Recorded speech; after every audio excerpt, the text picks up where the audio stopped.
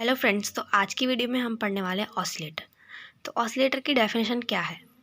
Any circuit that generates an alternating voltage is called an oscillator. The circuit is supplied energy from a DC source.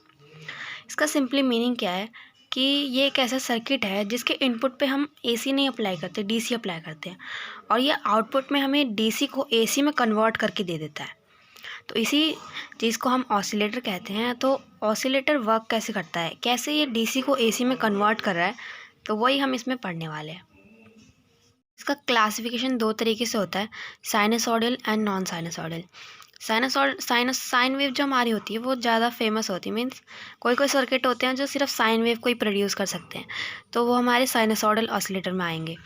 और non sinusoidal मतलब कि sine wave को छोड़ के बाकी जो अदर वेव्स है उनको जो भी ऑसिलेटर प्रोड्यूस करेगा उन्हें हम नॉन साइनसॉइडल ऑसिलेटर बोलेंगे। जैसे कि इसमें स्क्वायर वेव आ सकती है, triangular pulses, sawtooth, any wave except sine wave. तो ये हमारा क्लासिफिकेशन हो गया। अब कि अब जो depending upon how oscillators are produce, आप उसमें कौन कौन से कंपोनेंट्स यूज़ हो रहे हैं उस पर भी एक क्लासिफिकेशन है। तो उसमें तीन तरह के हमारे होते हैं। Tune circuit, means tune circuit हम एलसी सर्किट को बोलते हैं। तो एल और सी की मदद से हम बना सकते हैं ऑसिलेटर, आरसी की मदद से बना सकते हैं, और या क्रिस्टल यूज़ करके बना सकते हैं। तो इसलिए तीन क्लासिफिकेशन है, tune circuit oscillator, RC oscillator और क्रिस्टल ऑसिलेटर। इनके अपने ही अपने एडवांटेज भी हैं और डिसएडवांटेज भी हैं, तभी तीन तरीके के हमें बनाने पड़े। तो अब इस वाले में हम एलसी ऑसिलेटर पढ़ेंगे और इनके कॉन्जिक्यूटिव वीडियोस में हम बाकी के ऑसिलेटर पढ़ेंगे। तो ट्यून सर्किट हमारा सिंपली फॉर्म हो जाता है एल और सी को पैरेलल में लगाने में।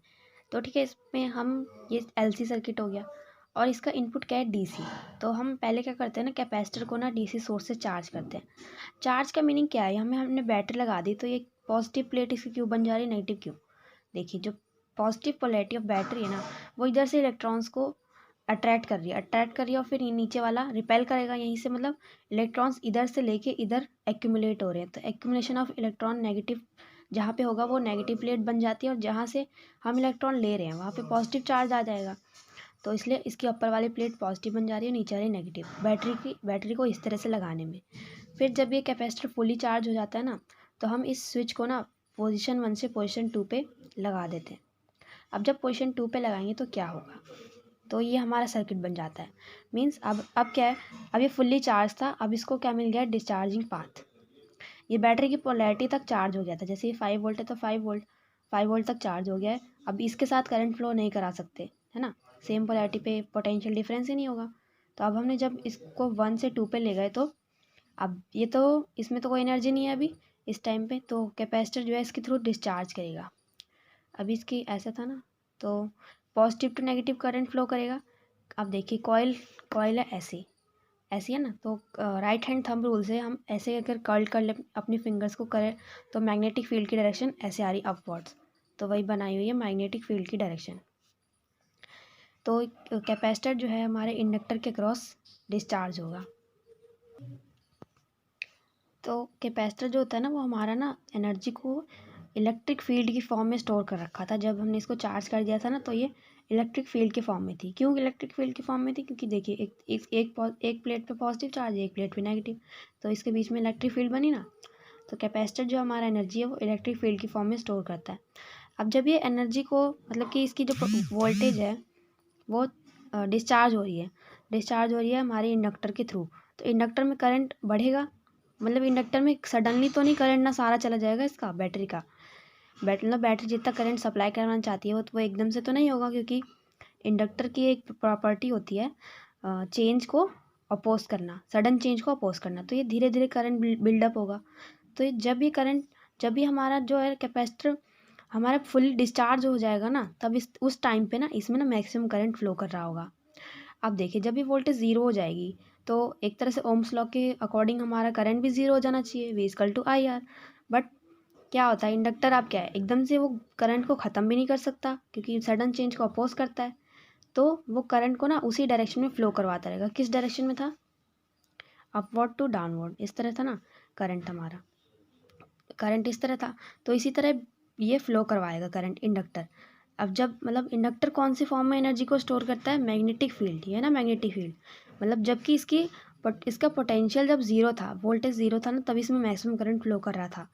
मैक्सिमम करंट मतलब मैक्सिमम मैग्नेटिक फील्ड। तो जब इसकी एनर्जी ज़ीरो तो इसकी एनर्जी मैक्सिमम।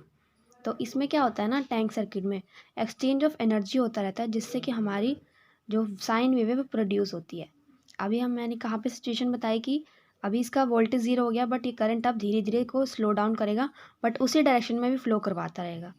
तो जब ये फ्लो कराएगा इस डायरेक्शन में, तो देखिए ये ऐसे करंट जाएगा।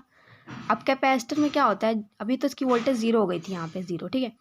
अब फिर ज़ीरो हो गई ना, तो करंट जब इस डायरेक्शन में जाएगा, तो जिस प्लेट से करंट जो है एंटर करता है कैपेसिटर में, वो उसकी पॉजिटिव प्लेट बन जाती है ना।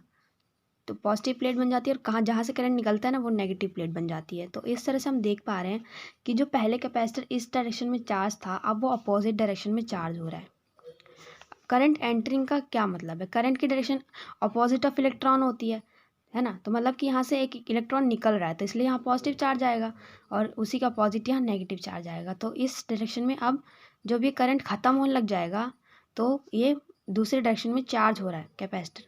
जब ये करंट ज़ीरो हो गया, मैग्नेटिक फील्ड ज़ीरो हो गई, तो हमारा जब जब ये पूरा ज़ीरो हो जाएगा ना, करंट ख़त्म, तो इसमें वोल्टेज आ जाएगी जितनी यहाँ पे थी, उतने तक इसको चार्ज कर देगा, तब जाके करंट हमारा ज़ीरो होगा। ये सब हमारे ना एल और सी की वैल्यू पे डिपेंड करेगा। तो हमें इस तरह प्रोपोर्शन में रखना है कि जब इसका करंट ख़त्म हो तो इसकी वोल्टेज इतनी पहुंच जाए, और जब इसकी वोल्टेज ख़त्म हो तो इसका करंट मैक्सिमम हो, इस तरह से, ठीक है। अब देखो, अब ये फुल्ली, इसमें क्या था, फुल्ली है ना, हमारा मैग्नेट करंट है वो फुल्ली ज़ीरो हो गया, और इस पर वोल्टेज इंड्यूस हो गई। अब जब इसके पास फिर से वोल्टेज आ गई है इस डायरेक्शन में, तो अब ये फिर से डिस्चार्ज करेगा। अब करंट किस डायरेक्शन में होगी, डाउनवर्ड टू अपवर्ड, ठीक है। अब मतलब करंट, इंडक्टर ने जब अपना करंट फ्लो करवाना बंद कर दिया, तो अब कैपेसिटर दोबारा करंट फ्लो करेगा, क्योंकि इसको डिस्चार्जिंग पाथ मिला हुआ है इंडक्टर। तो अब ये करंट की डायरेक्शन क्या होगी, अपवर्ड्स, है ना। पॉजिटिव से निकलती है, नेगेटिव की तरफ जाती है। तो अब देखें, हाँ अब देखें तो कॉइल किस तरह से, ऐसे है ना, तो इस वजह से ऐसे है, तो इस हमारे मैग्नेटिक फील्ड की डायरेक्शन डाउनवर्ड्स आ रही है, ठीक है, डाउनवर्ड्स आ रही है।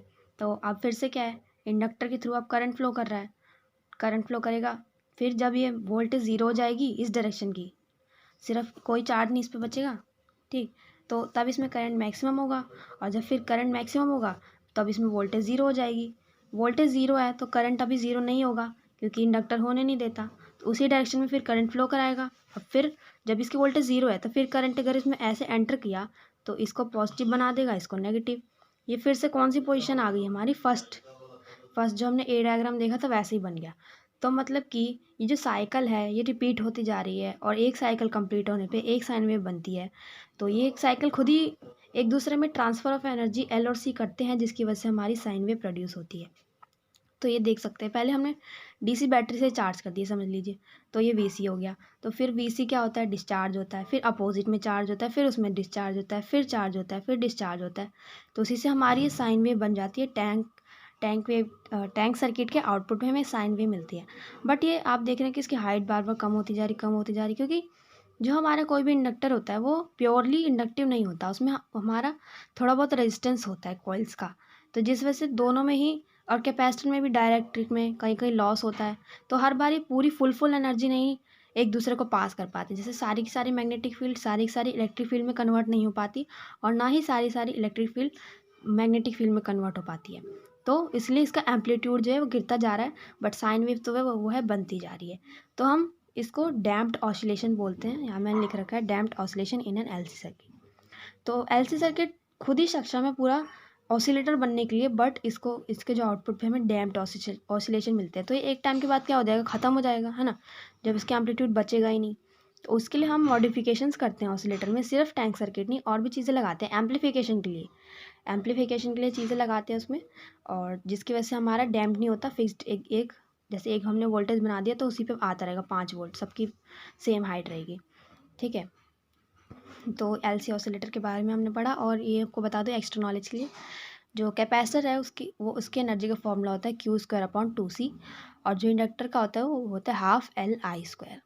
तो इलेक्ट्रिक फील्ड, जो हमारा कैपेसिटर किस फॉर्म में एनर्जी स्टोर करता है, इलेक्ट्रिक फील्ड, और जो इंडक्टर किस फॉर्म में करता है, मैग्नेटिक फील्ड के फॉर्म में करता है। सो इस वीडियो में मुझे लगता है आपको समझ में आया होगा। अगर समझ में आया हो तो लाइक शेयर करें ज़रूर।